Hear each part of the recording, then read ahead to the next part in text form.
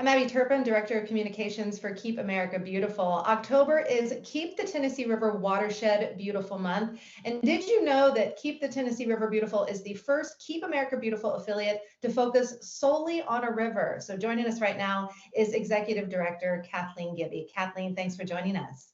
Thanks so much for having me. All right, so tell everyone about the importance of the month of October.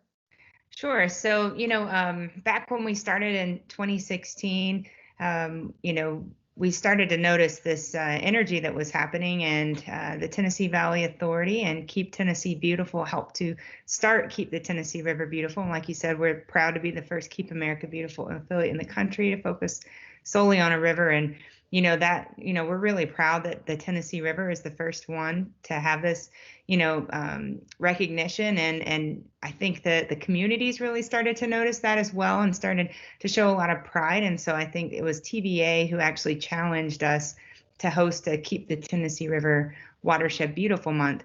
And so throughout the month, we go and host river cleanups throughout the 7-state Tennessee River Watershed, including a series that we do with the national nonprofit Living Lands and Waters. Now, they played a big part in us forming. It was after a tour that we did with them, or that they hosted with Tennessee Valley Authority and Keep Tennessee Beautiful. And they decided to form our nonprofit at the end, Tennessee Valley Authority and Keep Tennessee Beautiful, that is. And so now this is kind of a celebration of that history. And at the same time, really trying to generate new interest in communities where we maybe haven't held a cleanup, or maybe it's one of our traditional sites. But the reality is that Living Lands and Waters brings 5 boats to supplement our 26-foot long boat. And so we've got, 6 30+ foot boats taking volunteers out to clean shorelines. And we just held 2 cleanups, one in Scottsboro, Alabama, and one in 10 Mile, Tennessee this past weekend. And we pulled out 9,950 pounds of trash. So, to pull out nearly 10,000 pounds of trash with 2, couple hour cleanups, it's a big deal. And people can see this huge difference that they can make within just a couple of hours. And it's really contagious. And so, it's really, the idea of this is to just kind of present a blitz that generates more excitement and energy, to fulfill our mission, which is to inspire others to take action for this river. Yeah, and with these cleanups, one thing you guys talk about is that you can always use volunteers. And like you're saying, one person can make a difference. So how can somebody go about volunteering for maybe a cleanup happening this month or at any time? Sure. So with Living Lands and Waters alone, we have 2 more cleanups. One will be in Pickwick Lake, Mississippi, and the other will be in Hardin, Kentucky.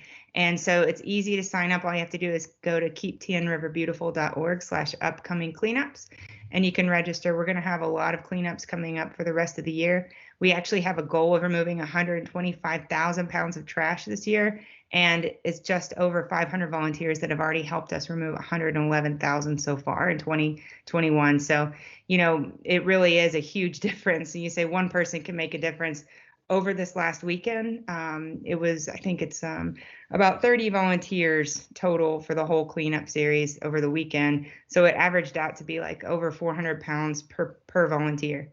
So that's really, amazing to think about, and most of them don't go into the weekend thinking I'm going to lift 104 or 400 pounds, and then they walk away just, amazed at what they accomplished and what we accomplished together. So it's a feel-good event, a great opportunity to make a difference, and, to really see that immediate difference.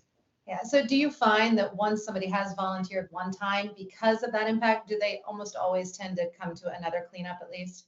Yes, we have a lot of what we call legacy volunteers. And actually this past weekend, we had several of those that came out, and they're actually starting to tell our story for us, which is pretty awesome.